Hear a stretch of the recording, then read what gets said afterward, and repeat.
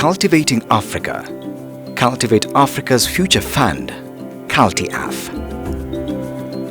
Agriculture is the economic backbone of the majority of countries in sub-Saharan Africa. Investments and growth in the agriculture sector have a significant impact on reducing poverty and creating jobs. Majority of the farmers are smallholder farmers. Small holdings account for about 80% of farms in the region and directly employ more than 175 million people. For these farmers, productivity is low and they often lack access to stable and profitable markets for their harvests. And even when they have produced, lack of access to post-harvest management technologies can often lead to losses in their harvest and to food insecurity. Investing in smallholder food production and reducing post-harvest loss is one of the most effective ways to reduce poverty, meet the food and nutrition security needs of vulnerable populations, and create wealth in sub-Saharan Africa. In order to help realize the potential of agriculture in the region, Canada's International Development Research Centre, IDRC, and the Australian Centre for International Agriculture Research, ACIAR, launched the first phase of Cultivate Africa's Future Fund, CultiAF. CultiAF, which runs from 2013 to 2017, is a 15 million Canadian dollar fund that has supported innovative long-term solutions to improve food and nutrition security in selected countries in Eastern and Southern Africa. CultiAF funded 8 projects in 5 countries, namely Kenya, Uganda, Malawi, Zambia, and Zimbabwe.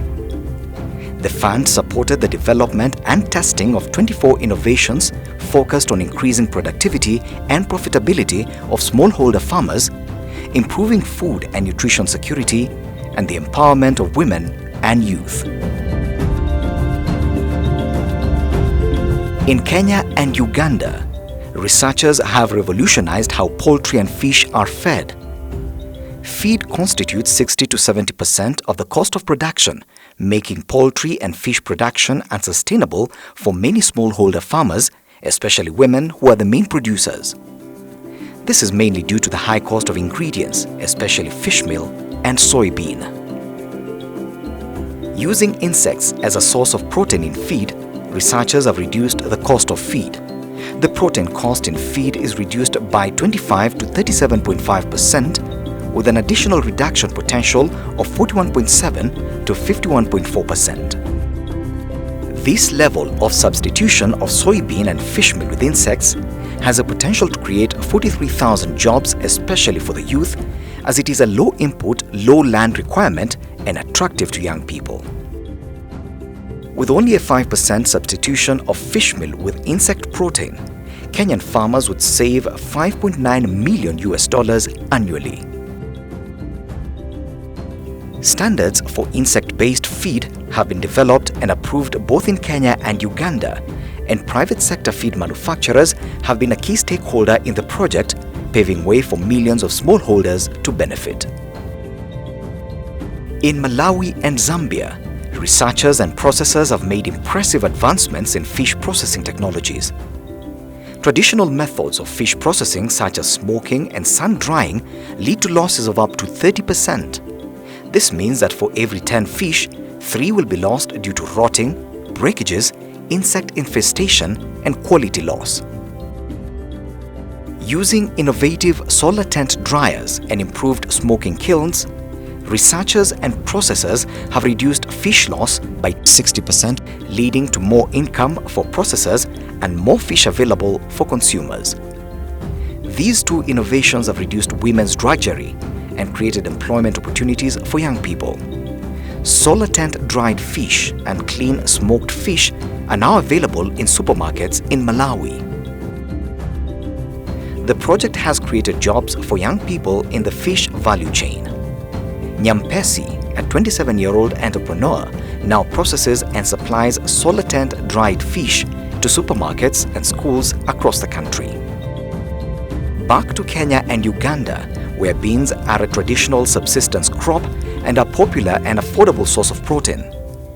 You can now find pre-cooked bean products that cook in 10 to 15 minutes in your local store. Before the development of these products, cooking beans was a slow and tedious process, taking up to 3 hours and consuming a lot of firewood and water. These pre-cooked bean products are increasing consumption of beans, especially in low and medium income households, reducing women's drudgery and freeing up women's time to engage in other economic activities.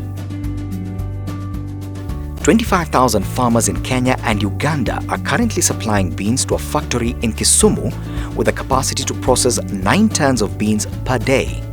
To drive these types of innovations and transform African agriculture, a new generation of young researchers are required. The program has trained 44 young scientists in key areas of nutrition, economics, insect science, and food science. 23 of these 44 scientists are young women. What this program has proven is that investment in research and innovation can transform African agriculture, improve food and nutrition security, and create wealth for its people.